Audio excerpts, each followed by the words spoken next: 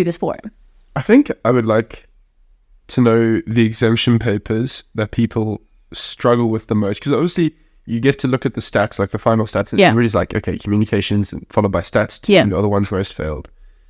I'd like to know, like, on an individual basis, what people struggle with, why they struggle with it, and then also, I think third year of study, it's like there's so much going on. You have to be a professional juggler of time. And to be good at one thing means to neglect the other. Like a trade-off. Like complete trade-off all the time. And I just want to know, like, how... I'd really like to know how qualified actuaries would reflect back on their time and be like, what trade-offs did I make badly? What trade-offs were good? I'd love to know, because it's all about time expenditure. It is, and optimizing. Completely optimizing it. 100%. Those would be, 2 or 3 of the most pertinent points I'd like answered.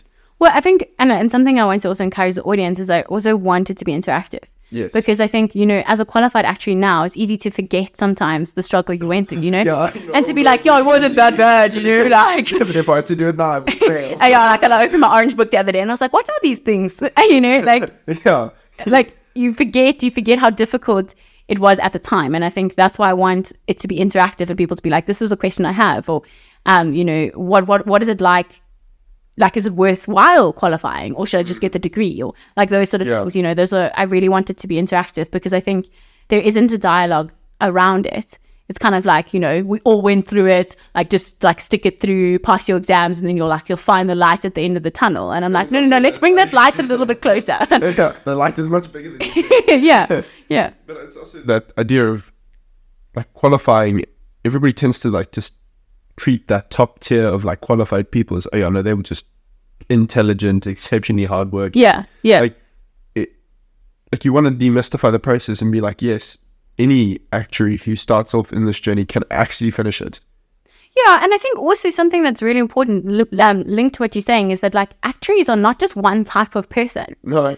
And I think so often, so that's why I'm going to have such a diversity of guests. I want to have women, I want to have men, I want to have people who are in different spaces, different backgrounds, etc., and say, why are you an actuary, and to say, okay, why did you go into this, and what were the challenges that you had uniquely to your situation, and hopefully that resonates with different people in the audience, because actuaries aren't one type of person.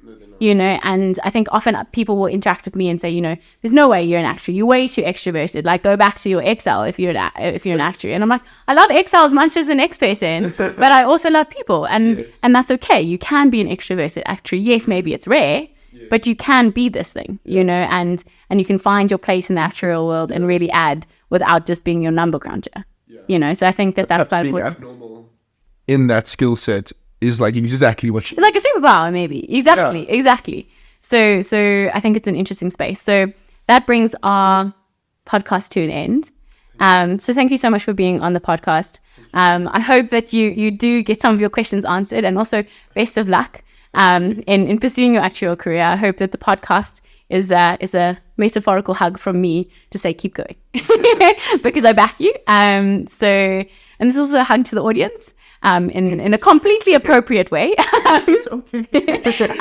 Saying if you are on this path, you are not alone. People have done it before, and many of the guests will be in the same, in a pool of actuarial dread. I hope that this is of encouragement to you. So watch this space, lots of interesting guests coming, and thank you again for being with us. Thanks, Max. Cheers. If you enjoyed this episode, please subscribe and leave a review on your preferred streaming platform.